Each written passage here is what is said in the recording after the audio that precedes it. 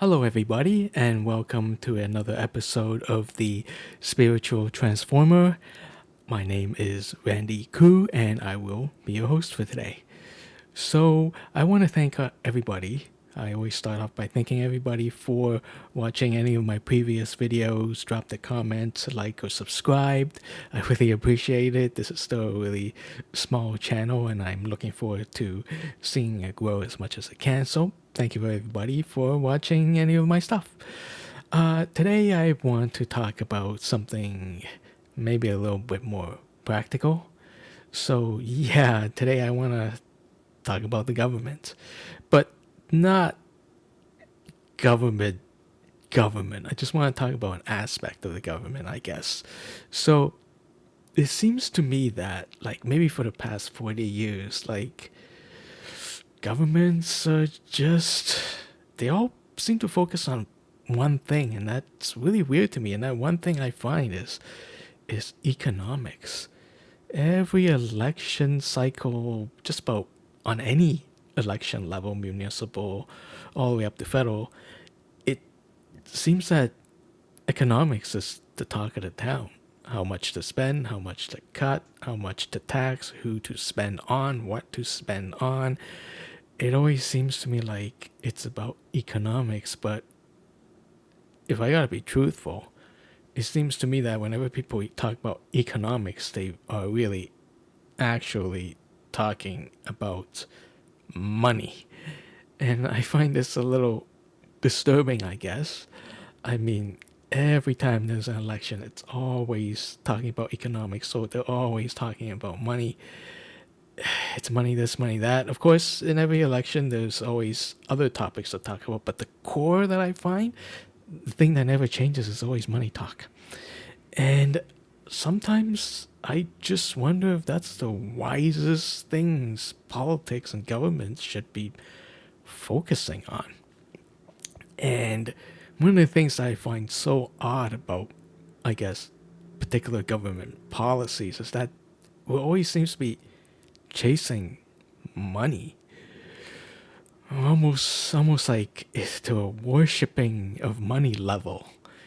It's weird, and one of the best examples is you see governments do this. They dangle a lot of cash, like millions, tens of millions, hundreds of millions, maybe even a couple billion, for large multinational corporations to set up a business like a factory or a warehouse in a particular country, and they just dangle that wad of cash, and like you come over here and you set up your factory or whatever, and we'll pay you this much. And then in turn the multinational companies will dangle jobs in front of people. Hey, look, we're going to be offering you this much money if take our jobs, come to our factory, come to work at our warehouse.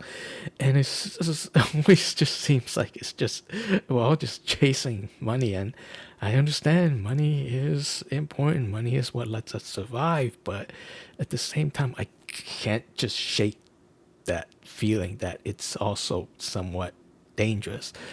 As a joke, I think that, well, am I a citizen of my own country, or is my money citizen of my country? Is it me that they want, or is it my money? It's really weird, but that's kind of the feeling that I get. And look, I can sit here and talk about politics and government and economics all day, but I want to offer an imagination exercise. Don't really want to call it a thought exercise, but I want to exercise the imagination here. What if, just what if, there was a government out there whose basic principles are love, peace, and compassion? I mean, just think about that for a minute. I mean, a government party based on love, peace, and compassion. A love party. Sounds funny, but a love party. I mean, we already have a love Hashira, so why can't we have a love party, right? Okay. Jokes aside, a love party might sound crazy, but there's a little bit of a precedence. So in a lot of countries, there's something called, I guess, the Green Party. And as the name suggests, Green parties are generally supposed to focus on the environment, that it's really hard to see that because Green parties, well, from my experience, Green parties generally don't win very many seats, so we never really get to see them in action. And also, when you devote a political party to just the environment, I think that's a really narrow scope.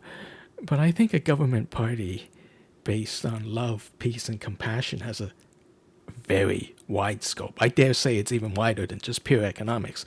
So, yeah. But now I notice, no, I know, I don't notice, I know a lot of people watching this video will be like, yeah, political party based on love, peace, and compassion. Well, yeah, they're going to lose, and they're going to lose bad. I agree. They are going to lose, and they're going to lose very badly. Let's face it, I don't think humanity as a whole is ready for politics that is based on love, peace, and compassion. I think we've still got a few years left to go before it really generally takes root in people's imagination. And I think that's why talk like this particular video here, is kind of important. And a political party based on love, peace, and compassion will lose now. But that's not the point. The point is to have some courageous souls step up, set up a party that's based on love, peace, and compassion, and lose. Why? Because the goal right now, I think, is just to get the word out, just to get people talking about it. Hey, there's a weird, crazy party out there that's based on love, peace, and compassion. Yeah, sure, they might not win, but just the whole bizarre aspect of this thing will probably get people talking, and that is the point. We want people to talk about a different kind of government. We want people to talk more about a government system that is based on something other than money, something that's based on love, peace, and compassion. I really think there shouldn't be too many people arguing against this. I'm sure there might be. I'm opening up myself up for feedback here, but yeah, I think the whole point is, if anybody steps up, if any courageous souls do step up and do something like this, they're laying the groundwork. They're getting people to talk about it. And, if this party ever gets made by anyone, I know they're going to get hammered. They're going to get made fun of left, right, and center. Yes, that's a pun. And they're going to have derogatory memes made of them probably, right? But you know what? I think in politics, the phrase, there's no such thing as bad publicity, there's no such thing as bad publicity, might actually apply. So it's kind of like that thought experiment where you ask someone, don't think about a pink elephant. Of course they will think about a pink elephant, because a pink elephant is so out there, so bizarre, you can't help but think about it.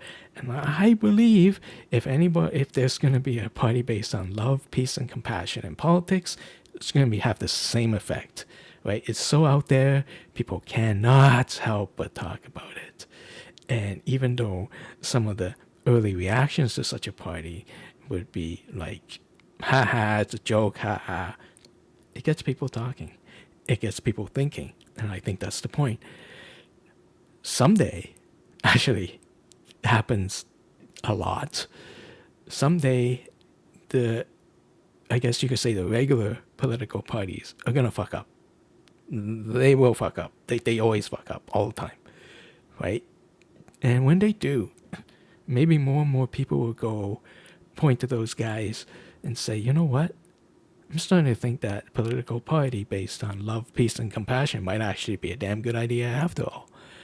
And I might just be talking out of my ass, but this is something that I wouldn't mind seeing. I wouldn't mind seeing a new political system being born that's based on love, peace, and compassion, just like that, and have it take root, and have it take hold. And I think if we start now, we start laying the groundwork, get people talking, get people thinking, get people used to the alternatives.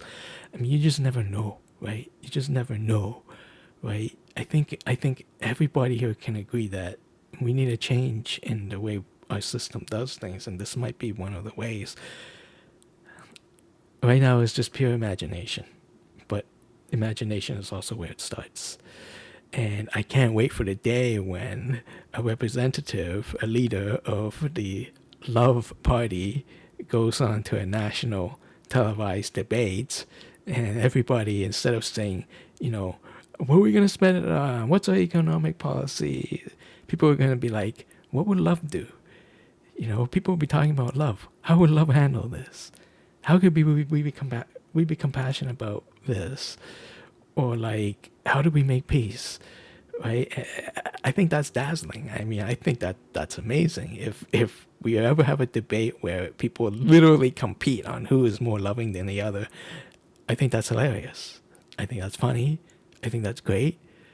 I think that's a step in a really good direction. But right now, it's just, well, in my head. And I kind of want to make this video to spread it around. Get the word out, you know? Maybe have other people imagining the same thing. Maybe, right? I mean, only if you agree with this video, of course. But there it is. Let me know what you think.